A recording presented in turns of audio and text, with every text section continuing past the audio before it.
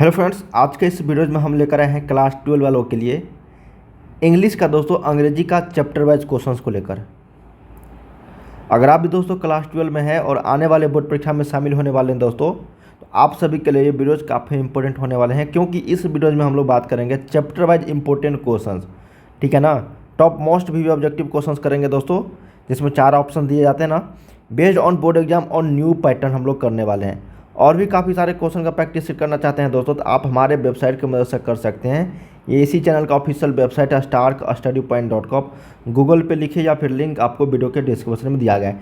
चाहे आप arts, science, commerce तीनों स्ट्रीम छात्रों के लिए सिलेबस एक ही रहता है दोस्तों। ठीक है ना। तो आप लोग किसी भी स्ट्रीम के छात्र हैं तो ये वीडियोज आप सभी के लिए इम्पोर्टेंट रहने वाले।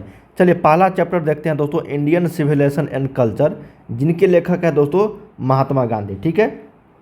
पूरी वीडियोज़ को जरूर देखना है दोस्तों, ताकि इस चैप्टर से जितने भी अभी तक ऑब्जेक्टिव क्वेश्चन पूछे गए हैं वो हम लोग करेंगे ही करेंगे, और जो इम्पोर्टेंट क्वेश्चन बनते हैं वो भी मैं आप लोग को बताने वाला हूँ। चलिए अब हम लोग समझते हैं दोस्तों। आप लोग को पता ही होगा कि जिस भी चैप्टर से रिलेटेड लेखक हैं दोस्तों, उस लेखक के बारे में आप सभी के एग्जाम्स में काफ़ी सारे क्वेश्चन पूछे गए हैं अभी तक। ठीक है ना। तो चैप्टर का नेम यहाँ पर लिखा हुआ है, राइटर का नेम ये लिखा हुआ है, तो ये तो आप लोगों को याद रखना ही चाहिए राइटर का नाम। चलिए और राइटर के बारे में हम लोग जीवनी थोड़ा संक्षिप्त में पढ़ते हैं। कहा गया है महात्मा गांधी जी के बारे में कि मोहनदास करमचंद गांधी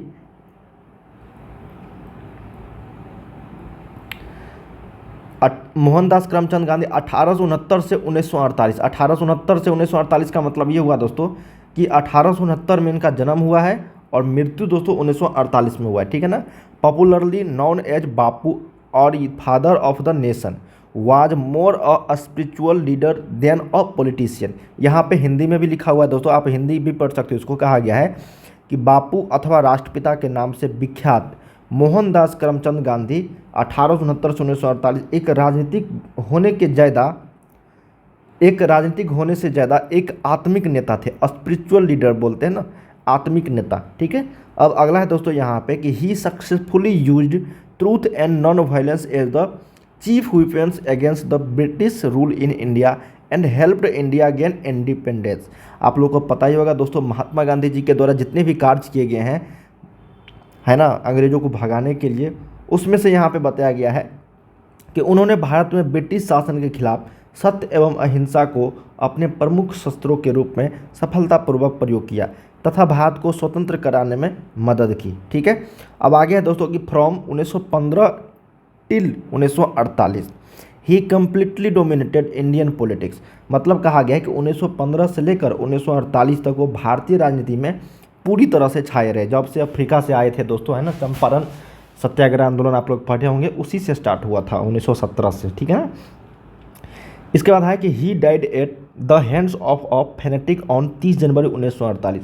अब कहा गया है दोस्तों कि 30 जनवरी 1948 को वह एक सनकी व्यक्ति का नाम क्या था दोस्तों, पता ही होगा आप लोगों को, नाथूराम गोडसे के हाथों मारे गए। अब आगे है कि his autobiography my experience with truth. यहाँ से क्वेश्चन बन जाते हैं कि माई एक्सपीरियंस विथ ट्रूथ के लेखक कौन है, तो महात्मा गांधी। और ये क्या है दोस्तों, इसका ऑटोबायोग्राफी है ना, आत्मकथा। And the numerous articles that he wrote for young India and the speeches that he delivered on different occasions reveal him not only as a original thinker but also as a great master of chest idiomatic English। ठीक है ना। यहाँ से देखो, यहाँ से दोस्तों यहाँ तक आप लोग को यहाँ पे दिया गया कि उनकी आत्मकथा पढ़ो, कि उनकी आत्मकथा माई एक्सपीरियंस विथ ट्रूथ, कई लेख जो उन्होंने यंग इंडिया पत्र के लिए लिखे। देखो यंग इंडिया पत्र के संपादक कौन थे, तो महात्मा गांधी, ये भी पूछा जाता है। तथा वे भाषण जो उन्होंने विभिन्न अवसरों पर दिए, वे उन्हें एक वास्तविक विचारक के तौर पर ही नहीं अपितु आडंबर रहित एवं मुहावरेदार अंग्रेजी के बहुत बड़े विद्वान के तौर पर भी प्रकट करते हैं। ठीक है। तो यहाँ तक था। अब आगे है दोस्तों कि in the following extract Indian civilisation and culture, Gandhi ji talks about he sound foundation of Indian civilisation which has successfully withstood the passage of time. अब यहाँ से देखो कहा गया है कि इस अंश इंडियन सिविलाइजेशन एंड कल्चर में गांधी जी भारतीय सभ्यता की सुदृढ़ बुनियादी के बारे में बताते हैं जो समय के साथ साथ सफलतापूर्वक डटी हुई है। ठीक है, अब आगे से यहाँ पे है दोस्तों कि the western civilisation which has the tendency to privilege materiality, ठीक है ना, can not match the Indian civilisation that elevates the moral being. कहा गया है कि पश्चिमी सभ्यता जो कि भौतिक स्वाधिकार की मानसिकता रखती है, भारतीय सभ्यता जो कि नैतिकता पर बल देती है, उससे मेल नहीं खाती है। पश्चिमी सभ्यता आप लोग पढ़े होंगे दोस्तों, है ना, उससे मेल नहीं खाता है भारतीय सभ्यता से। ठीक है ना, तो ये था महात्मा गांधी जी के दोस्तों जीवनी के बारे में। इस पर रिलेटेड काफ़ी सारे क्वेश्चन पूछे जाते हैं। ठीक है ना, अब हम लोग इससे रिलेटेड क्वेश्चंस देखते हैं। अब आप लोगों को ये चीज़ पता हो गया होगा दोस्तों कि इनके जन्म 1869 से 1948 में मृत्यु हुई थी। माई एक्सपीरियंस विथ ट्रूथ जो था, ये किताब ये इनके ऑटोबायोग्राफी थी। ठीक है ना, और यंग इंडिया के संपादक थे, ये भी आप लोगों से पूछा जाता है।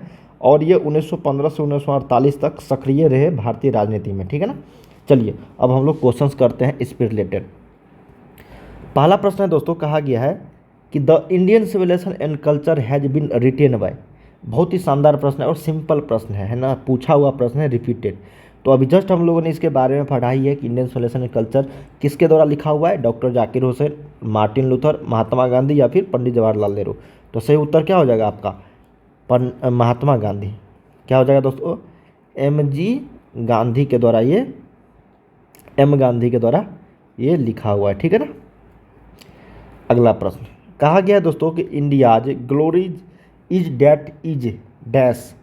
4 ऑप्शन दिए गए हैं, मूवेबल, इमूवेबल, इग्नोरेंट और अनसिविलाइज्ड। ये प्रश्न पूछा हुआ है दोस्तों, जैसे मैं आप लोगों को बता रहा हूँ ये इसी तरह से प्रश्न पूछे जाते हैं जब भी पूछे जाएंगे। यहाँ पे ऑप्शन नंबर बी हो जाएगा इमोवल। क्या हो जाएगा, इमोवल। ठीक है ना, नेक्स्ट क्वेश्चन देखते हैं हम लोग, 3rd नंबर। कहा गया कि the Gujarati equivalent for civilisation means. 4 option दिए गए हैं, bad conduct, heavy conduct, good conduct या फिर डिलाइटफुल कंडक्ट। तो सही उत्तर हो जाएगा दोस्तों यहाँ पे good conduct. The Gujarati equivalent for civilisation means good conduct. ये प्रश्न पूछा हुआ है, जितने भी मैं आप लोगों को प्रश्न बता रहा हूँ ये प्रीवियस ईयर्स में पूछे जा चुके हैं। अब अगला प्रश्न है दोस्तों, कहा गया कि आवर फोर फादर, हमारे पूर्वज की बात हो रही है, फोर फादर को पूर्वज बोला जाता है ना, did note invent machinery because. देखो बोला कि हमारे पूर्वज मशीनों का प्रयोग या फिर खोज क्यों नहीं कर पाए, क्योंकि 4 ऑप्शन दिए गए हैं, पढ़ो। These would have made us proud, these would made is lazy, these would have us ignorant या these would have made us smart. 4 option दिए गए हैं, 4 का यहाँ पे आपको आंसर देना है। देखो ये सारे दोस्तों, ये 3 जो आपको दिए गए हैं ये मशीनरी इन्वेंट से रिलेटेड है, और ये जो है दोस्तों कि मेड इज लेजी, ये मशीनरी इन्वेंट से रिलेटेड नहीं है, इसलिए ऑप्शन नंबर आपको यहाँ पे बी हो जाएगी। ये नकारात्मक शब्द है। क्या है, नकारात्मक शब्द है। अगला प्रश्न है 5 नंबर, कहा गया है कि civilisation points out to man dies the path of duty, the path of capability, the path, यहाँ पे पाथ हो जाएगा, ठीक है ना, द पाथ ऑफ एनिमिटी या फिर द पाथ ऑफ ह्यूमैनिटी। तो देखने ही से लग रहा है दोस्तों यहाँ पे ऑप्शन हो जाएगा the path of duty. Option number 1 correct हो जाएगा। 6 नंबर है कि Indian civilisation and culture is. क्या है दोस्तों इंडियन सिविलाइजेशन कल्चर, अभी हम लोगों ने जो पढ़ा वो क्या है, गांधी जी के द्वारा तो लिखा हुआ है, लेकिन ए स्पीच है, शॉर्ट स्ट्रॉन्ग है, शॉर्ट स्टोरी, ठीक है ना, यहाँ पे शॉर्ट स्टोरी हो जाएगा, NS या फिर प्ले। तो दोस्तों मैं आप लोगों को बता दूं, Indian civilisation and culture Gandhi ji के द्वारा लिखा जो हुआ है वो एक एस्से है। क्या है, एस्से है दोस्तों, लेख है, ठीक है ना।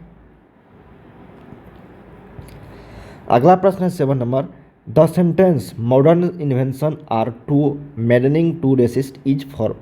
देखो अब आप लोगों के बुक से ये भी प्रश्न पूछ जाते हैं, कुछ सेंटेंस दे दिए जाएंगे दोस्तों और बताना पड़ेगा कि ये सेंटेंस किस चैप्टर से लिया गया है। तो हम लोग अभी पढ़ रहे हैं दोस्तों इंडियन सिविलाइजेशन एंड कल्चर, इसलिए ये जो लाइन दिया गया है ये इंडियन सिविलाइजेशन कल्चर से ही लिया गया है। 8 नंबर है द सेंटेंस सिविलाइज। देखो इंडियन सिविलाइजेशन, यहाँ पे देखो मॉडर्न की बात आई दोस्तों तो ये सारे आपको इंडियन सिविलाइजेशन एंड कल्चर से ही रिलेटेड है।